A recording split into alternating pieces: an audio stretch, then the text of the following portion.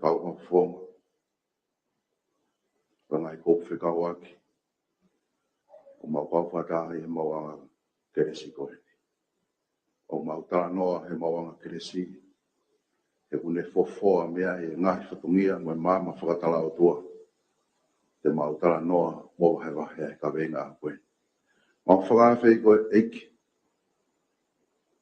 Ke ke tataki e whakahanga koe. Taki tonu.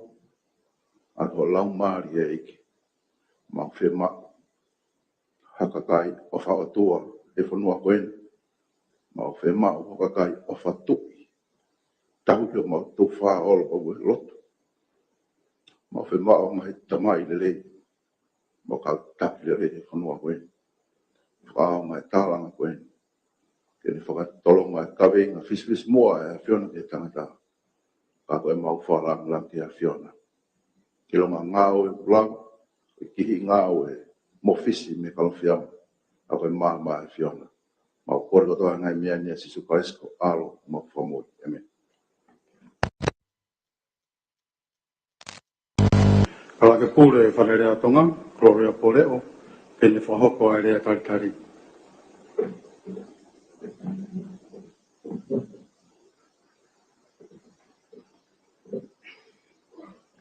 Whatapi e o tua masmasi, ne awhio i o tau otolotoma.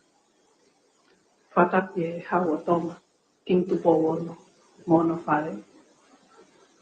Whatapi e itsea o e whalealea, no whakanua. Whatapu atu ki he hou e me nipa, o e whalealea toma. Whatapu e ngai hoa ngā ue, o e whalealea. O tawala nima, ke powaki, hono tāla ngai, o i kawe inga mahu inga, o i pompongini. Whau ato e whatapu, ke ati moutou ko tope, o taulo nuku, i he whare whataha ana, o i whare alea he pompongini. O ko whafofonga ia, a e iksea e whare alea, lo whafanua. I hono taritari rerei, ki moutou ki he whare alea. I e fuafua tālanga, a e iksea o i whare alea, o whakahoko i e whonuana. Ko e whakakaukauni, na e whakamohe mei uru, i e ngahi taulai. Pea kua usia i he ahoni, pea koha o e poki fo ou ia i e whare alea. Ko e konga mahu inga whokieni, a hono pautolo aki, mo hono ngā ue, ai tau mua ngā ue, ai whare alea. Ke whoaki, ai whainga maari e ki he tokotaha kotoa pe i e society. Ke kau i hono tāla ngai, ai ngahi kawe inga, o kuope atu, hono ngahi ola. Ki he tapa kotoa, o e mo ui, ai whakai au tau ponuani. E tokoni whoki ia, ki he whatongia o e whalealea. I hono whakafofongai, ai reo o e kakai, mo no aleai, ai nahi lao o e whonua. Ke mau, me he ngai whakataanga, o hangi koe ahoni. A ngai whamatala, o kune whakafofongai, ai anga e whakakaukau ai kakai. O kuatu ai ai whakamalo, loto hounga mo oni. Kia tiki mō tō kotoa pe, kua mō tukutaini, ka mō mea mai, ke whakaao ngai, ai whainga maari e koe ni. O fofolai ai whala, kai are ai kaina. Paramonu atu, ke ngai tālanga, o tau hanganaki ati ai, e pongpongini, tuawha.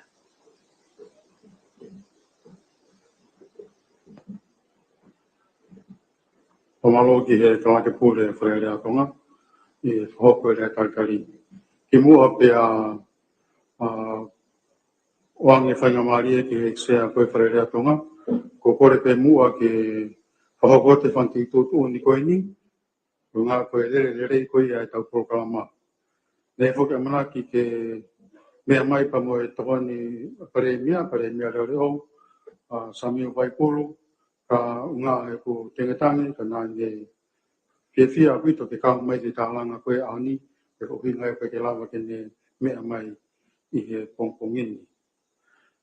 Koe kore atu pē ke te motonu mo kataki mua o tu hifo mo telefoni pe tamate o ngā ke o te neusia ai tau porokalama. Paronga iangi ka pau e tatangi o telefoni e whamawahe le wako e me tua, me whareni ki tua.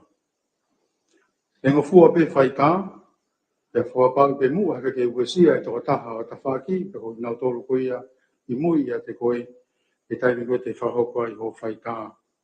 Whi mao bito pe e whakalongolongo, rotonga koia e tau porokama, e kai o bito ke tari, a taha te ni whenga ke whakatupu hawha moe weu, pe ko palparema, rotonga ai porokalama koia e kongkongi ni. Koe te ni whahoko e whainga o nganga koe ni, e kore rewa ke kaunga e wharerea ke tataki koe ki tua. I whenga mare koe ni ko tuangi ko mo whawhi i mai e ksea wharerea tonga, lo whawhanua, te ni whahoko haine mea, i hokohoko e koe e porokalama e kongkongi ni. Alo koe. O tapki he awhia e tau taha toa he tau rototonga.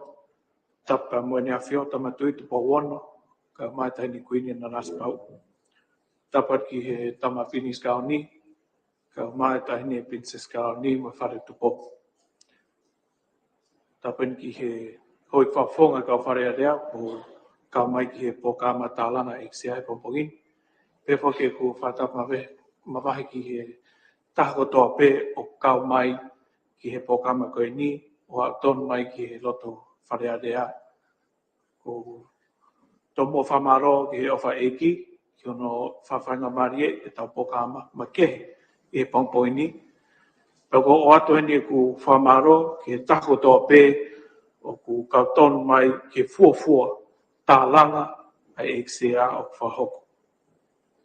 Kau whataha e ahon, koe au whahistoria e ngāwe wharearea pa me ofisi e sea wharearea. Ku whawholai ai whala kai whaiha tālanga. Pau whawhei e kakai ko toa pē ki nau kau mai.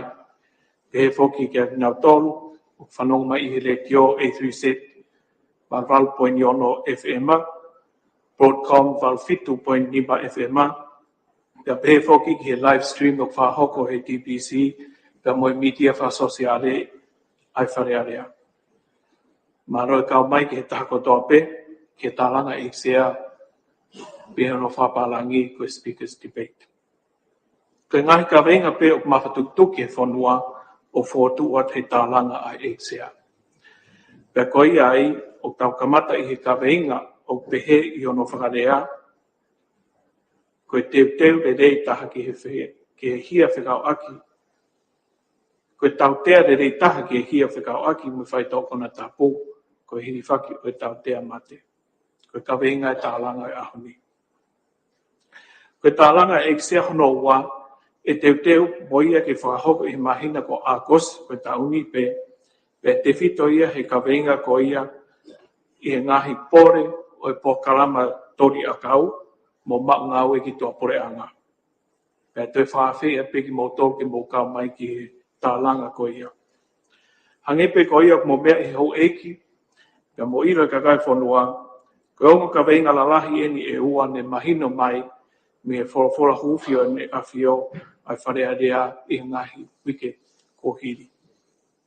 Ko ia ai, o whai e whamaro ki he kaumatao tau e wha, ko whawhe ki nga o rea i he pompogini, uruaki komisiona reo, e polisi, ko te vita vai rea, ko ki ai ko Billy Prescott, me he Salvation Army, ko toke tā mapa puloka, pea mo whaiwhikau semiskawa.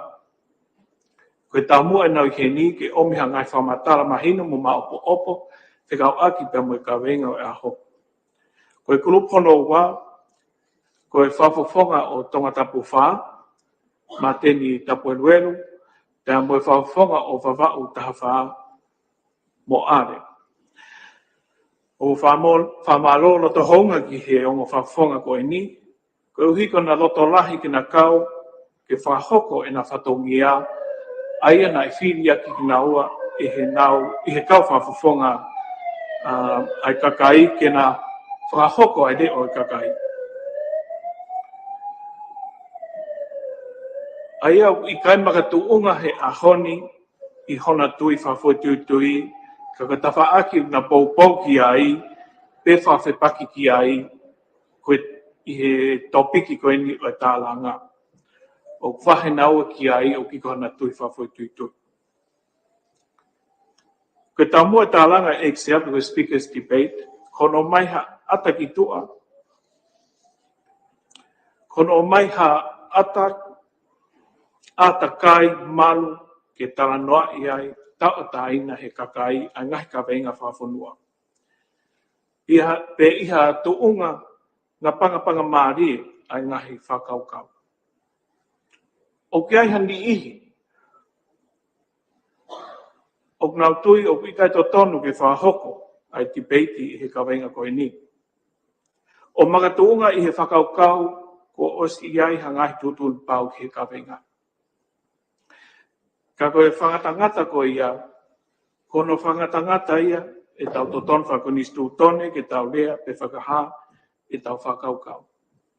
I he wharea reo tonga, o whapapa I pe, ai ngahi whakaukau ko toa pe. Pau I kai ha whotu whakaukau e koe. Ko e ngahi whotu whakaukau ko ia, o whofua ia, me whamatala o hala. Ko ia ai, ki mua pe tau wha maui, ai tālanga o e ahoni. O ko whawhi I ato e tō tāko toa pē, I tau whanongi e ngahi mōni mea, e whamatala I mai. Pe I he tau whakaukau ai ngahi whamatala ko ia, ki tau tau whai ai, ha tau tūtu uni. Hiri e tau whanongi e ngahi poini, me whauhinga me ngahi tawhaako toa pē, whikau aki pa moi ka venga koe ni. I hoku lakanga koe sea, Pea me tō taha ki tataki tā langa o e pompongi ni, o ki kai ke kau ki he tawhaaki, o ko whawhi e ki mō tolu, ke mō kau mai ki he wahe. Mō wahe pai mō ngahi whakau ki he ka whaingai. Pai oato mō whainga maarie I ro tonga tau poka ama. Ta koe mea wha o sipe, ke tau whia, koe hu ki e tau whainga maarie ki tau tā langa I pompongi.